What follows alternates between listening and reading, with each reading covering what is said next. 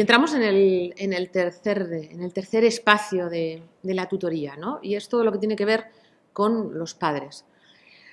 Bueno, la verdad es que ser tutor últimamente es una situación de reto, ¿eh? Y no solo con los alumnos, sino porque uno de los lugares más complejos ahora para trabajar es la sala de visitas.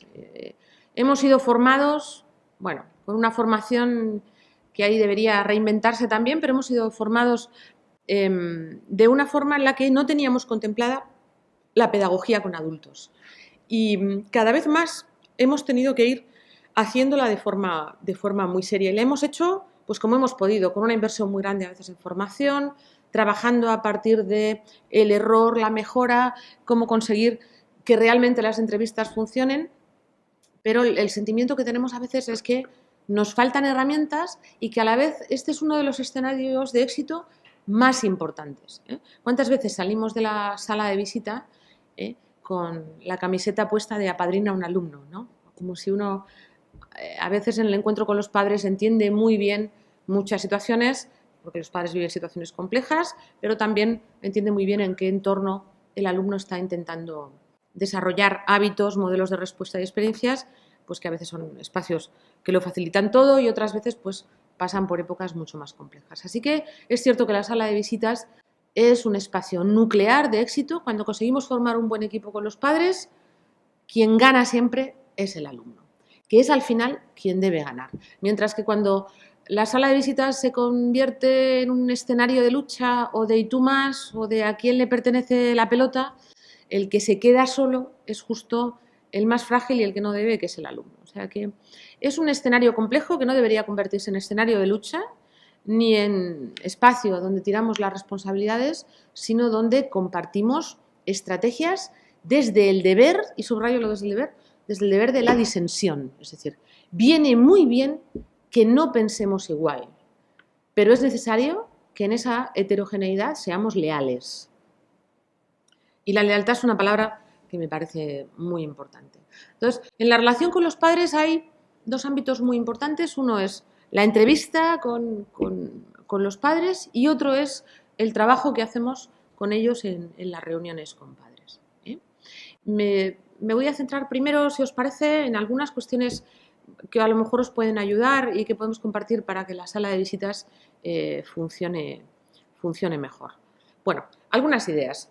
La primera, yo creo que todos lo tenemos, que haya una mínima organización. Y eso es verdad que en todos los colegios lo tenemos. Es decir, tenemos asignados tiempos para recibir a los padres, tenemos asignado un protocolo para recibirlos, horarios, cómo se pide hora, etc.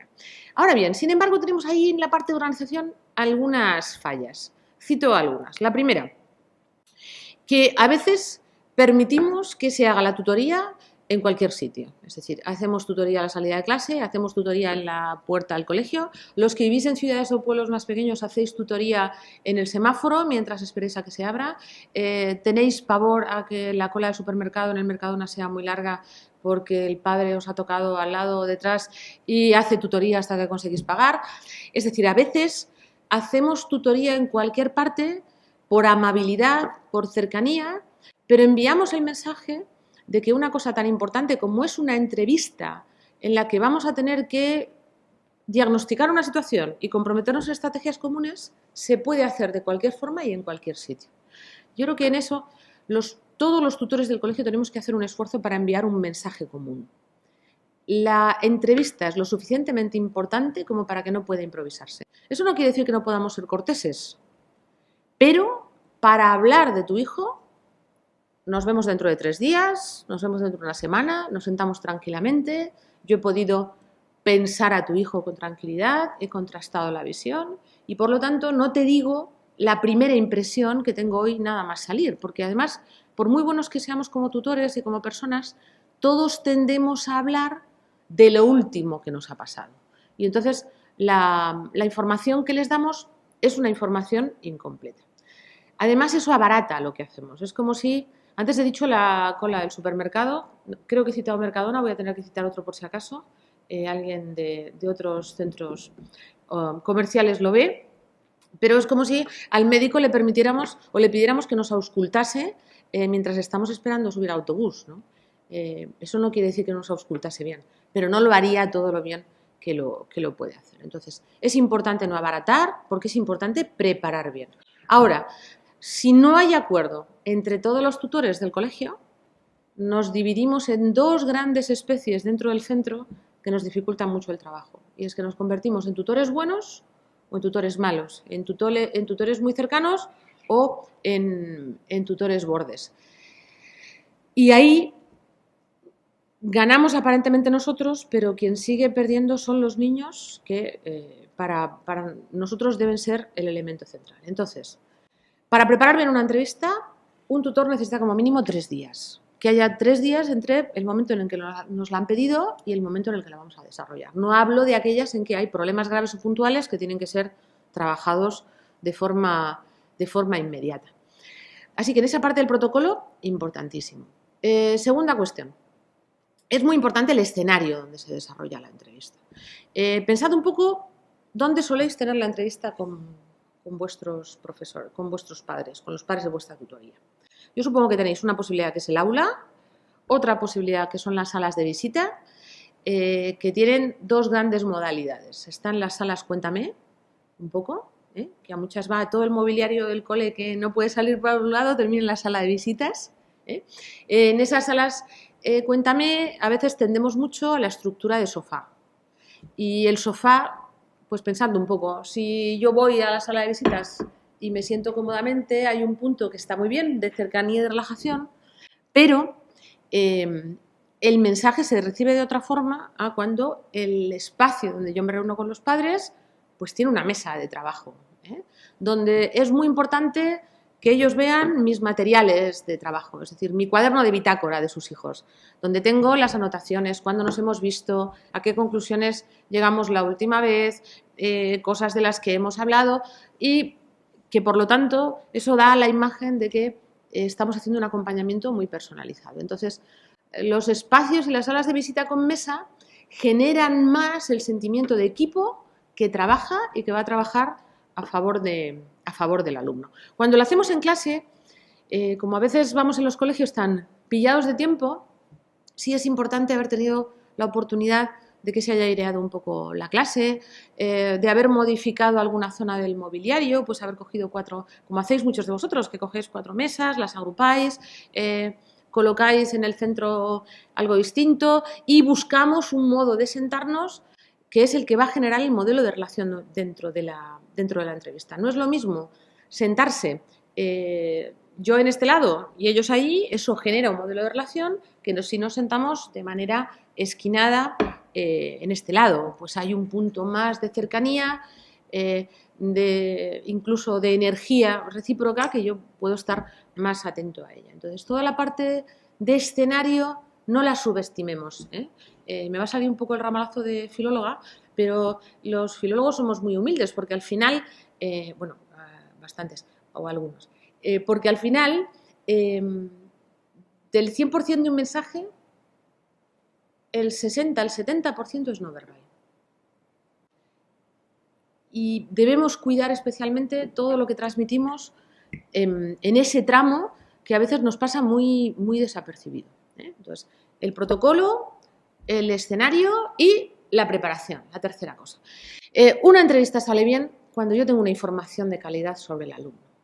Y los seres humanos somos lo suficientemente complejos como para que no baste solo para describirnos con los ojos de una persona. Los miopes eso lo tenemos muy claro. Yo soy miope. Y la primera sensación que uno tiene la primera vez que le ponen gafas es que cómo es posible que el mundo sea así si hasta ese momento tú creías que era un poco borroso. Entonces, para ver a una persona necesito muchas perspectivas. Entonces, a mí me interesa mucho contrastar la información que tengo de los alumnos. Cómo son en educación física, cómo son en las especialidades, cómo son en otras asignaturas, para poder completar el puzzle de la visión que tengo de él y poderle ayudar de la mejor manera posible. Y también en ese aspecto es muy importante que la información que demos a nuestros compañeros y que recibamos de ellos no esté llena de genéricos. Eso casi ha sonado a a la farmacia en el día de hoy, al copago, pero a veces tenemos muchas frases genéricas que no ayudan a orientar. No estudia suficiente, que se porte mejor. Bueno, en cómo nos portamos, en cómo estudiamos, también influye mucho cómo aprendemos, qué nivel de destrezas emocionales y de... Tenemos que decir que no, lo genérico sitúa un poco, pero no orienta a la hora de aportar soluciones. Y ahí sí que los profes deberíamos hacer un esfuerzo técnico en el diagnóstico de los niños mucho más grande, porque como trabajamos mucho y muy deprisa, tendemos a ser muy intuitivos. Y a veces nos vendría bien sistematizar un poco dónde están las dificultades o las fallas. Bueno, pues mira, es un niño estupendo. El problema que tiene es que necesita mucho aprender haciendo o moviéndose. Y entonces, pues el problema es que, claro, en clases muy estáticas, eso es muy distinto a decir se porta mal o no mantiene la atención. Bueno, no mantiene la atención con estos soportes, pero con estos otros sí. Entonces, eso orienta más a la hora de aportar soluciones nosotros como equipo y también a la hora de comprometer a los padres en soluciones. Así que ahí probablemente necesitamos darle una vuelta todavía mejor para mejorar técnicamente, profesionalmente y en cuanto a orientar a la información que damos a los tutores. Bueno, una vez que eso está más o menos bien, ya tendríamos la puesta en escena. Esa información, por cierto, es una cosa que se me había ido. Sí que es importante que una vez que tengamos la información vayamos dándole vueltas en qué dirección podemos orientar a ese alumno. No para plantearlo de forma cerrada, sino para llevar ya algunas orientaciones estratégicas para comprometer a los padres y al alumno también. Una vez que vayamos a ver a los padres, una vez que ya los estemos viendo, es muy importante saber qué tipo de entrevista es la que vamos a tener. Cuando son de cortesía, que todos a comienzos de curso deberíamos tenerla, pues deberían ser entrevistas, pues eso, para conocernos un poco, para ponernos a disponibilidad mutuamente, pero no tienen más. Luego estarían los dos grandes temas, que serían los que se refieren a un problema personal o familiar, que son los más delicados, y en los que no conviene entrar directamente, pues porque como son muy delicados, hay que ver hasta qué extremo los padres son conscientes de ello, si lo tienen trabajado, si está asumido, si es nuevo y les cuesta mucho entrar. ¿Por qué? Pues porque si no entramos de forma delicada, lo que vamos a provocar es una actitud de defensa y rechazo que va a imposibilitar que podamos hablar. Estas entrevistas de problemas personales o familiares suelen ser largas y a veces en esas entrevistas yo no puedo ver a otra familia más ese día. Pues, ¿por qué? Pues porque hasta que llegamos al eje central de la entrevista se nos ha ido media hora probablemente. Cuidado también con estas entrevistas, porque yo aquí puedo acompañar y asesorar, pero debemos recordar que no somos los especialistas. Yo no soy una especialista en anorexia ni en acompañamiento familiar en determinadas situaciones. Sí que puedo derivar a especialistas y voy a acompañar a su hijo y os voy a acompañar a vosotros, pero yo no soy el especialista que resuelve el tema. Y esto es muy importante que los padres lo sepan. Aquí podemos acompañar, pero yo no soy el instrumento definitivo que va a resolverlo. Y luego están los problemas académicos. Y ahí os decía, la línea de antes, y no me extiendo más, porque creo que me estoy extendiendo un poco excesivamente aquí y vamos a tener que parar a tomar un café si no.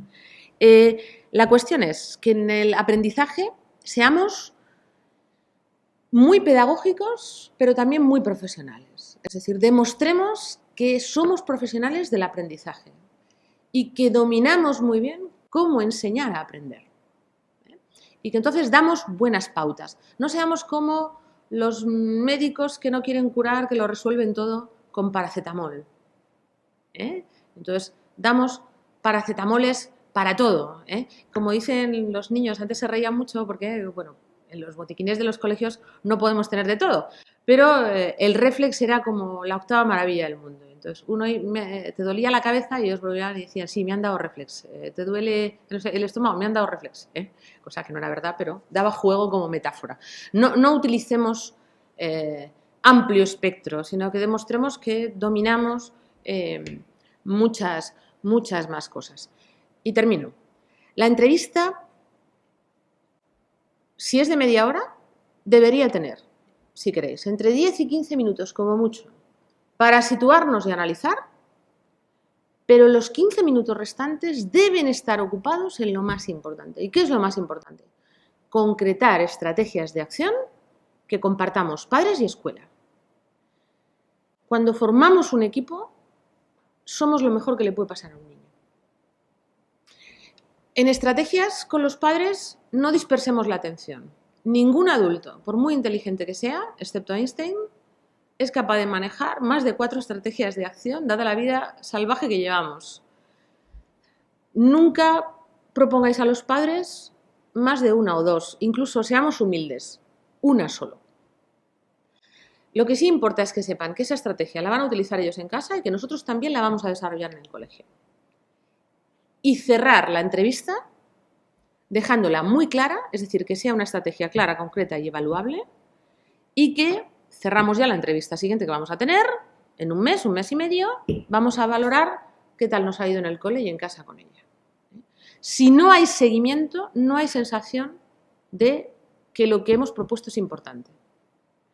Una entrevista fracasa cuando la segunda y la tercera vez que vemos a los padres seguimos hablando de lo mismo. O han fracasado, o no ha salido bien la estrategia, no ha funcionado lo que ellos han hecho, o lo que hemos hecho nosotros, o ambas partes a la vez, y el alumno. Y nada más. Si incluís a los niños en las entrevistas, que está muy bien,